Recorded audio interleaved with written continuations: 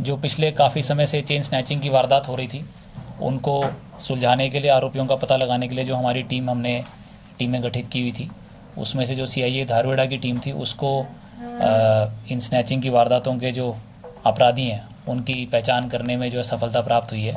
तो अभी तक जो सूचना सामने आई है, गिरफ्तार किए गए कुल 3 आरोपी हैं जो कि इन चेन स्नैचिंग की वारदातों को अंजाम देते थे।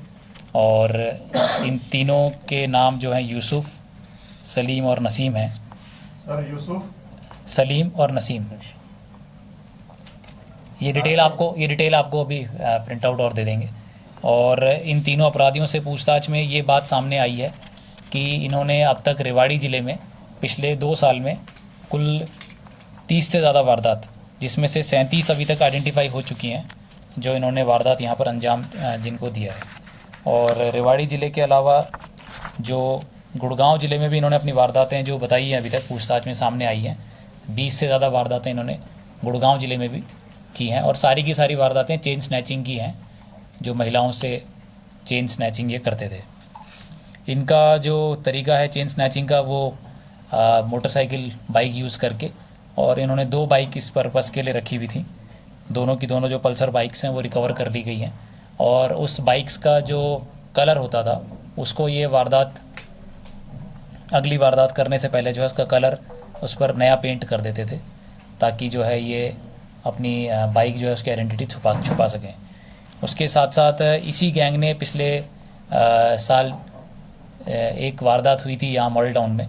स्नैचिंग के बाद जब ये लोग भाग रहे थे तो इनका हमारी नाके पे एक टीम लगी हुई थी, उनसे आमना सामना हुआ था, जहाँ पर इन्होंने जो है साथ में, क्योंकि असला भी रखते हैं, तो हमारी टीम को असला दिखाया था।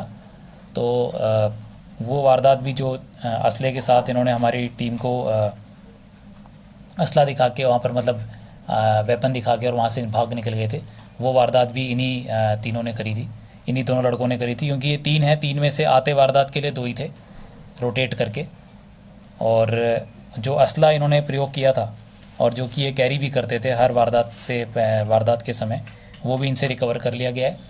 अभी तक जो इनसे रिकवरी चेन की हुई है वो एक सोने की चेन, जो कि इन्होंने सबसे लास्ट वारदात धारोड़ा में करी थी, जिसके बाद कि इनके पीछे हमारी टीम लगी थी और इनको जो है तावड़ू से 2 लोगों को गिरफ्तार किया गया था पहले।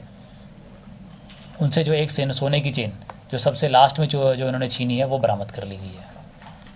किस तरह से हुई सर पूरी ये क्योंकि लगी रही, कहाँ से इनको अरेस्ट किया, क्या क्योंकि इनका बैकग्राउंड है? जी, इनका बैकग्राउंड मैं आपको बता देता हूँ। इन 3 में से जो 2 आरोपी हमने 12 मार्च को जो गिरफ्तार करे थे, यूसुफ और नसीम।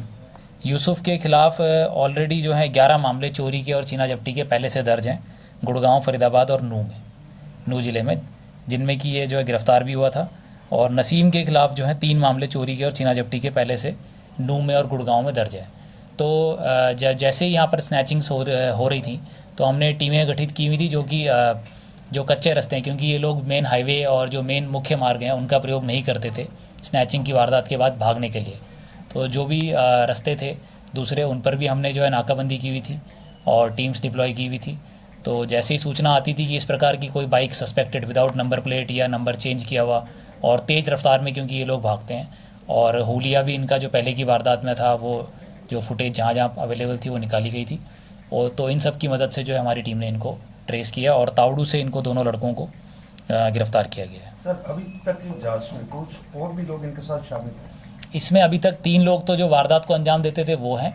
इनके अलावा पूछताछ में यह आया है कि जिन लोगों के माध्यम से इन्होंने आगे जो सोने की चेन है, जो कि ये स्नैचिंग छीना झपटी जिसकी करते थे, वो आगे बेची है, तो उसमें कम से कम एक व्यक्ति का और जो है अभी तक जांच में सामने आया है इन्वॉल्वमेंट, तो उसके लिए भी अभी पूछताछ जारी है और उसको भी राउंड अप किया जाएगा। आप कह रहे हैं कि जहां बेचते हैं, क्या हाँ। उनके खिलाफ भी कुछ कार्रवाई होगी? वो जो इनका बीच का एजेंट है, वो जब गिरफ्तार किया जाएगा तो वो बताएगा कि ये कहाँ कहाँ बेचते थे। और अगर इसमें कहीं ये बात सामने आती है कि किसी भी ख़रीदार ने जो है ये सोने की चेन जो है, ये जानते हुए कि भाई ये सोने की है या इस तरह के क्रिमिनल ये बेच रहे हैं, कम सस्ते पैसे में खरीदी है, जिससे कि साफ प्रतीत होता है उसकी मिली भगत है, उसके खिलाफ भी कार्रवाई की जाएगी। एक लंबा समय से रहा इन्होंने वारदात करते रहे, पुलिस टीम भी लगी होगी इनके पीछे, क्या कारण रहा जो इतना समय लगा? उसका कारण ये है कि जनरली ये लोग जब इनके पीछे लगे रहते थे तो ये कुछ दिनों के लिए अंडरग्राउंड हो जाते थे फिर से, और ऑन एन एवरेज निकाला गया है तो देखा गया कि एक महीने में 1 या 2 सिर्फ वारदात ये कर रहे थे एक ज़िले में। तो जब रेवाड़ी में जैसे वारदात हुई उसके बाद टीम पीछे लगी तो फिर इन्होंने इधर आना कम कर दिया और गुड़गांव में अपनी जो है गतिविधियां बढ़ा दी। तो जब गुड़गांव की टीम भी इनके पीछे लगी होगी तो वहाँ पर भी जो है फिर ये कुछ दिनों के लिए वारदात बंद कर देते थे। तो ये इसका कारण रहा। और जो मैं बताया आपको, बाइक का बार बार चेंज करना और जो वारदात की जो घटना की जो स्थल है उसको भी नई घटना स्थल को चुनना, और उस वजह से जो है इनको पकड़ने में थोड़ा समय लगा है। रेवाड़ी फोकस इनका जो था उसका विशेष कारण क्या है? उसका विशेष कारण ये है कि ये धारवाड़ा जो है, जो कि हमारा मेवात के साथ लगता क्षेत्र है और राजस्थान के साथ भी लगता क्षेत्र है, तो ये इस चीज़ का फ़ायदा उठाते थे कि एक बार जब यहाँ से ज़िले की जो हमारी सीमा है उससे बाहर निकल गए तो उसके बाद उस दूसरे ज़िले की पुलिस के साथ कोऑर्डिनेशन करके और इनको जो है रोकना होता है। तो यही कारण है कि इनका जो वर्किंग जो एरिया है वो बॉर्डर का एरिया है पूरा का पूरा। अगर आप देखें तो इसमें धारवाड़ा की भी काफ़ी वारदातें सामने आई है। 21 वारदातें जो है रेवाड़ी शहर हम कह सकते हैं, और 16 वारदातें जो है वो धारवाड़ा के जो हमारे 2 थाने हैं उनकी है। राजस्थान में भी सर इनके बारे में नहीं, राजस्थान में अभी तक कोई वारदात नहीं आई सामने। सर नूह निकलने थे यहाँ से? हाँ, नूह, गुड़गांव और जो भी मतलब इनको हर बार नया रास्ता और नया जो है अपना उसका बाइक का पेंट करके, तो उस तरीके से।